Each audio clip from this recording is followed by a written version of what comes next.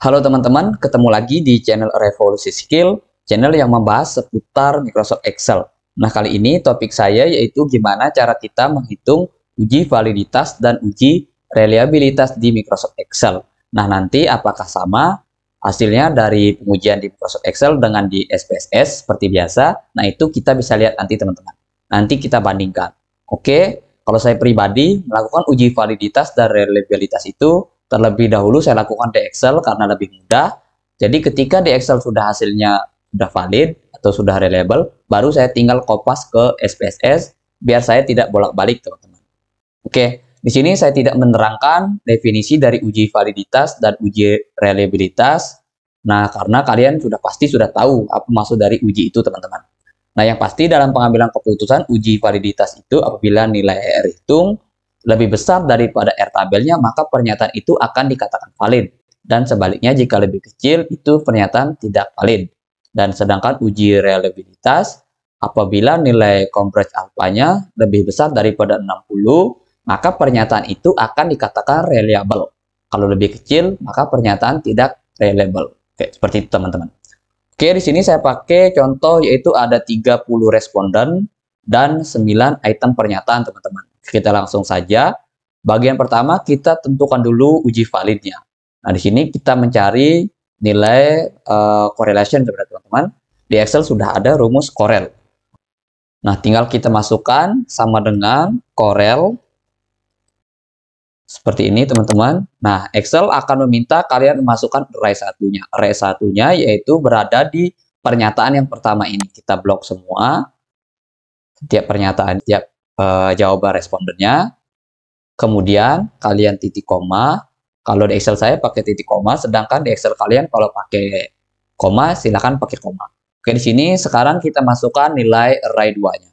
Nilai array 2-nya yaitu jumlahnya, teman-teman. Jumlah dari total keseluruhan jawaban dari responden dan item pernyataan. Oke, setelah itu tinggal kalian tutup kurung dulu.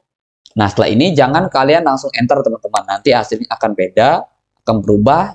Nah, caranya biar tidak berubah, kalian klik dulu E4 di sini pada bagian pembatas ini antara L dengan 3 ini, teman-teman. Dan setelah itu di sini juga kita kasih E4, kita kunci, teman-teman. Tujuannya apa? Nanti agar tidak tergeser apabila kita drag. Oke, setelah itu kita enter. Nah, kalau kalian tidak klik E4, sudah pasti nanti hasilnya akan beda, teman-teman. Oke, setelah itu bisa kita drag semuanya ke samping ini. Nah, hasilnya sudah otomatis sesuai dengan rumus yang kita buat tadi, teman-teman. Nah, sedangkan R tabelnya di sini saya pakai 30 responden, yaitu nilai R tabelnya sebesar 0,361. Nah, itu bisa kalian lihat sendiri, bisa cari sendiri di Google untuk mencari nilai R tabelnya, teman-teman. Di situ sudah tercatat, sudah ditentukan. Sekarang, saya akan menentukan pengambilan keputusannya. Nah, di sini saya pakai rumus if untuk membuat lebih mudah, teman-teman. Saya pakai if. Kemudian logical testnya saya masukkan apabila nilai correlation ini, nah seperti di sini, teman-teman, apabila nilai R hitung lebih besar daripada R tabel, maka pernyataan itu akan dikatakan valid. Jadi kita masukkan apabila nilai correlation lebih besar daripada R tabel, maka pernyataan itu akan dikatakan valid. Kemudian apabila lebih kecil, maka pernyataan itu tidak valid.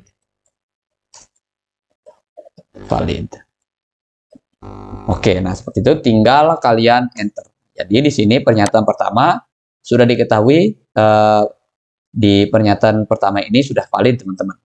Sekarang kita drag ke samping. Nah, semuanya valid.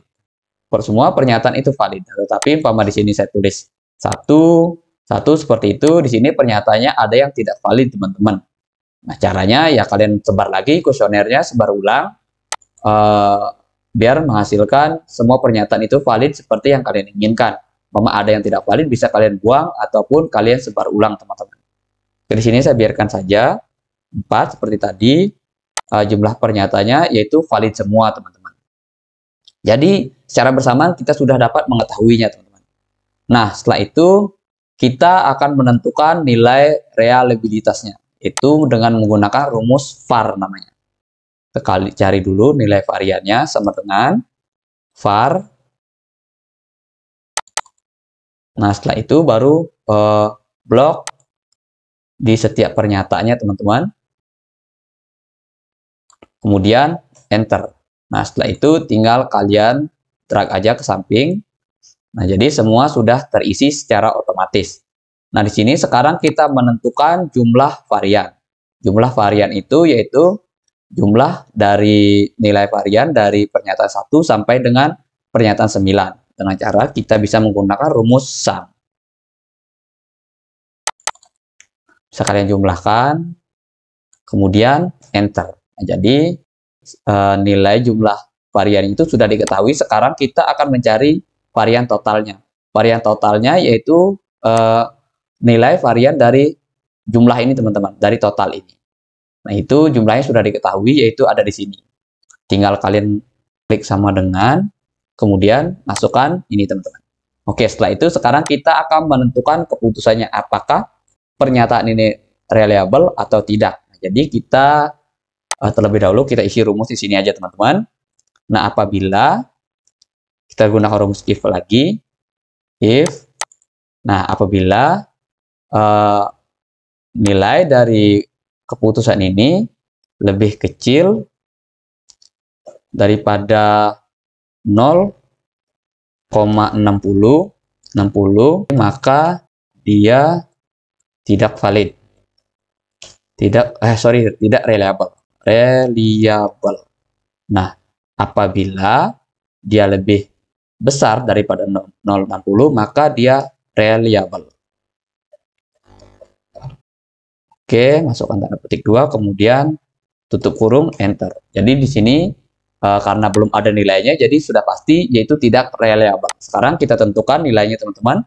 Masukkan sama dengan, kemudian buka kurung, yaitu jumlah n itu yaitu jumlah pernyataan.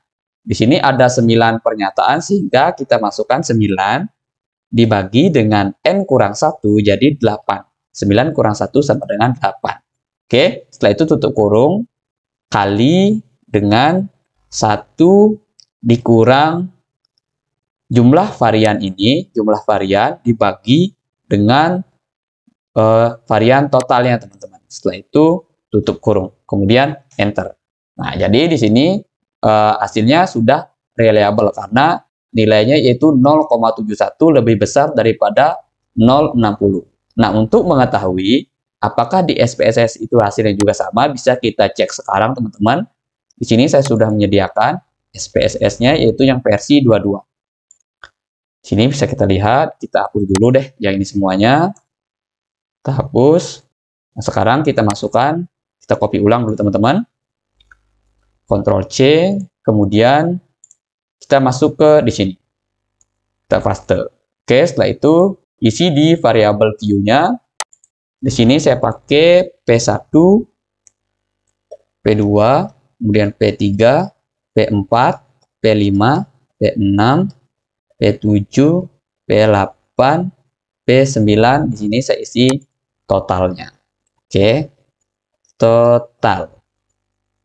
Sekarang kembali ke data view. Nah, di sini kita hapus dulu yang ini, teman-teman.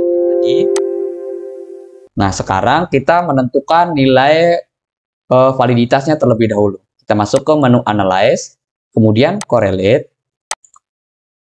Bivariate. Nah, setelah itu kalian pindahkan aja semuanya ini, teman-teman, ke kolom variabel. Oke, setelah itu pastikan bahwa correlation coefficient ini, nilai persen ini tercentang, teman-teman, seperti ini. Kemudian setelah itu tinggal kalian oke. Nah, di sini kita lihat, tadi kita lihat perbandingannya dulu, teman-teman. Apabila nilai R hitung lebih besar daripada R tabel, di sini nilai R tabelnya yaitu 0,361. Sekarang kita cek di SPSS. Nah, 538 itu valid. Di sini ada 378 itu valid, teman-teman, karena lebih besar daripada 361. Begitu juga ini 728, 535, 671, 550, 620, 618, 478. Jadi semuanya pernyataan itu valid, teman-teman. Jadi akurat apa yang kita hitung di Excel. 378, yang kedua bisa kita lihat nilainya juga 378. Seperti itu teman-teman. Oke, selanjutnya kita akan menentukan uji reliabilitasnya. Sekarang kita uji reliabilitas, masuk ke Analyze, kemudian masuk ke bagian Skill, kemudian Reliability Analysis. Kemudian kalian pindahkan, ini teman-teman, kecuali totalnya kalian pindahkan semua, yaitu ke bagian Item. Bagian totalnya biarkan teman-teman, setelah itu tinggal kalian oke. Nah, jadi di sini nilai Converge alpha-nya yaitu 0,708. Bisa kita lihat di sini nilainya 708 ya. Jadi kalau kita isi 3 angka di belakang koma, nilainya juga 0,708 teman-teman. Oke, jadi akurat, sama hasilnya antara di SPSS dengan apa yang kita lakukan di Excel teman-teman. Jadi nilai di SPSS ini bisa kalian copy ke Word kalian. Nah, begitu juga yang mau kalian pakai yang di Excel ini juga bisa teman-teman. Oke, mungkin sampai di sini dulu video kali ini. Jika ada pertanyaan bisa tanyakan di kolom komentar. Sampai jumpa di video saya yang selanjutnya.